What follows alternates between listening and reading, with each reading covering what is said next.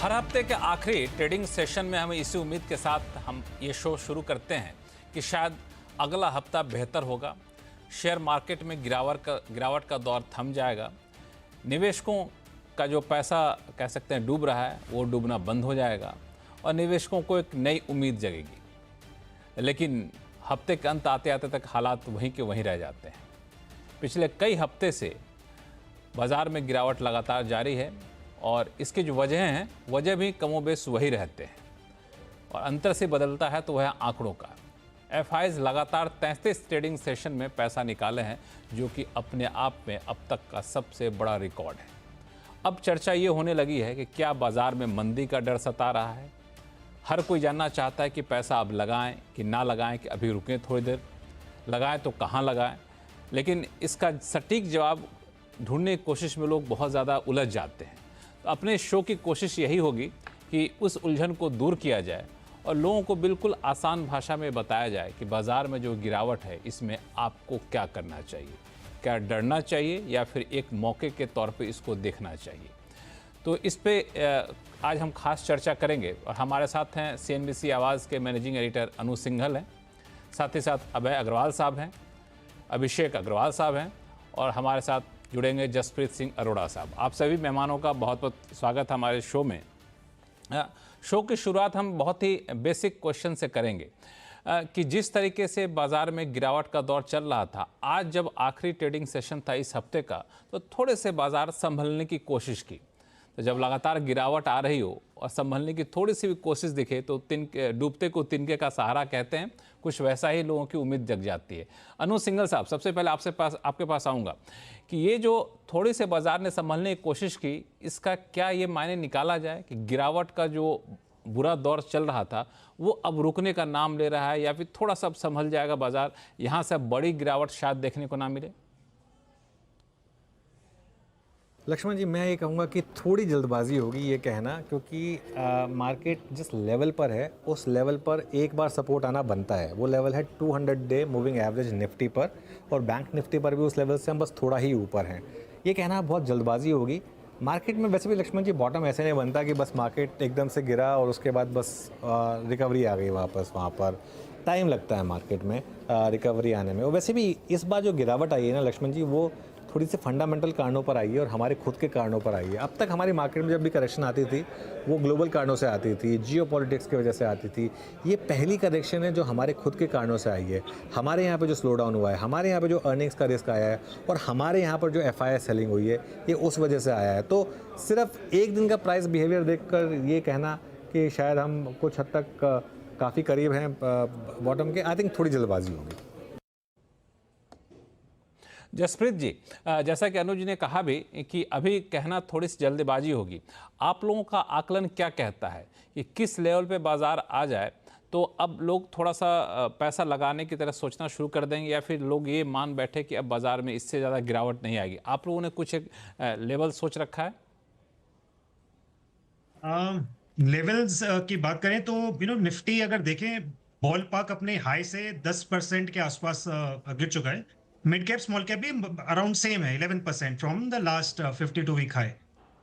Individual stocks में बहुत ज्यादा पेन है लक्ष्मण जी। इंडिविजुअल स्टॉक देखने जाएंगे तो 20, 25, 30, 40% तो बहुत मामूली बात है from the recent high. And as Anuj said, ये ज्यादा EPS कट से है। तो मतलब आज के भी रिजल्ट देख रहे थे, सूर्य रोशनी करके कंपनी है, आज ही रिजल्ट आए, मतलब शाम की बात है, 3 बजे रिजल्ट आए। 20% revenue down, 50% profit down, YOY। मतलब इस तरीके की डेंट पड़ी है अर्निंग्स पे, मतलब बहुत ज्यादा हो गया है सेकेंड क्वार्टर। उसके रीजन बहुत सारे हैं, but I would say as Anuj said, number 1 earnings, number 2 थोड़ा फ्लोज जो हुए हैं, चाहे वो FIs की तरफ से सेलिंग हुई है, DIs की तरफ से थोड़ा सा कम हुआ है, एंड नंबर 3 सेंटिमेंट जो लार्जली न्यूट्रल है। तो आई थिंक अर्निंग्स रिलेटेड बहुत बड़ा डेंट है। स्टॉक स्पेसिफिक देयरफॉर बहुत ज्यादा काम करने की जरूरत है। मार्केट में बहुत ज्यादा लेवल ढूंढ के बाइंग करने जाएंगे तो I don't think that may be the right strategy. But अगर आप पूछ ही रहे हैं तो my sense is another 400-500 points in Nifty, which is may be शायद 2% की बात हो रही है, 23,000। एंड मैं रेफरेंस क्यों इसका एक लेना चाहूंगा, अक्टूबर 21 से अक्टूबर 21 से जब मार्केट गिरा था right up till June 22, that was a phase जब ये इस तरीके के आईपीओज आए थे विच इज 10,000 करोड़ फिनटेक, सारे टेक बेस्ड प्लेटफॉर्म कंपनीज आए थे leading into the Russia Ukraine war in Feb 22। तो वो पूरा दौर जो है वो इस तरफ थोड़ा थोड़ा सा मिलता नजर आ रहा है। उस समय 15% मार्केट गिरी थी, अभी 10% गिरी है, but then we had a major event. Then आज उतना बड़ा इवेंट नहीं है, तो मुझे लगता है 10-11% बहुत हो गया। आप बहुत स्ट्रेच करेंगे तो another 2%, but I think this is the time to buy. No reason for long term investors की और बहुत ज्यादा इसमें गिरावट देखिए। अभिषेक अग्रवाल साहब, आप भी सहमत हैं इस लॉजिक से? क्योंकि अक्सर ये होता है कि लोग को लगता है गिर रहा है बाजार, थोड़ा सा और गिरने दे, थोड़ा सा और गिरने दे, तब पैसा लगाएंगे, थोड़ा सा और गिरने दे, फिर अचानक से उठना शुरू होता है तो फिर रुकने का नाम नहीं लेता है। तो ऐसे बार कई बार निवेशक अपने आप को ठगा सा महसूस करते हैं। तो आपको लगता है कि कितना इंतज़ार और करना चाहिए निवेशक को, या फिर कब समझ जाए कि नहीं अब हो गया जी, इससे ज़्यादा बड़ी गिरावट आपको नहीं दिखेगी? क्या पैमाना होता है? लक्ष्मण जी, मैं तो आपके शो पे कम से कम 5 से 6 बार पिछले 6 कंटिन्यूस टाइम से बोल चुका हूँ कि मार्केट जो है वो हेवी लग रहा है एंड हमें करेक्शन इस साल जरूर दिखेगा एंड हम वो विटनेस कर रहे हैं। मुझे नहीं लग रहा है ये बहुत जल्दी से कहीं पे भी रुकने वाला है। 2-3 फैक्टर्स मैं हाईलाइट करना चाहूंगा अदर देन व्हाट ऑलरेडी जो आप लोगों ने सबने कवर कर लिया।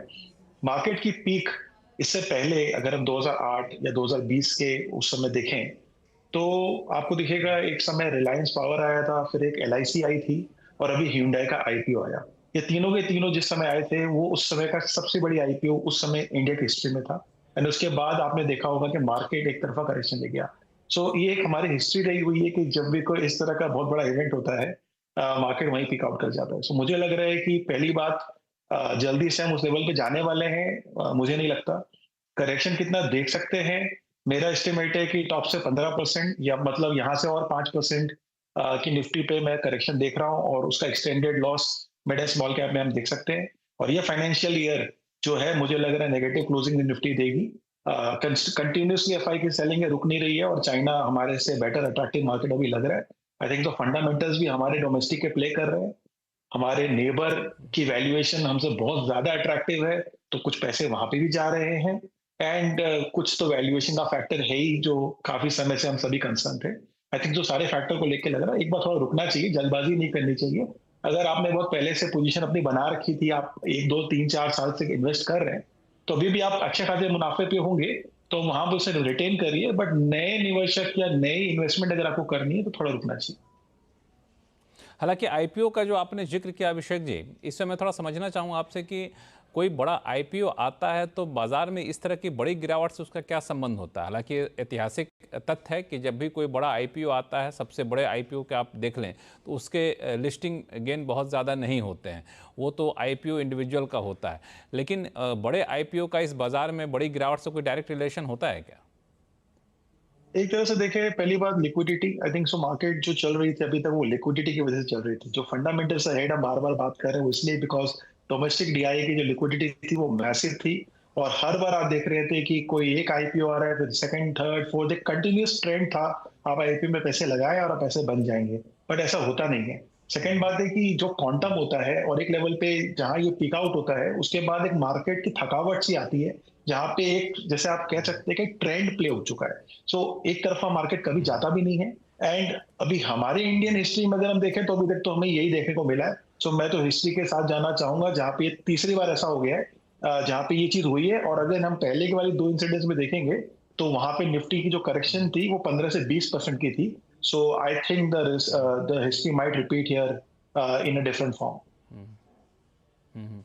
अभय अग्रवाल साहब, एक आम सहमति यहाँ बन के दिख रही है कि बाजार में अभी भी गिरावट जारी रह सकती है। जो नए निवेशक हैं थोड़े से दिन और इंतज़ार कर लें।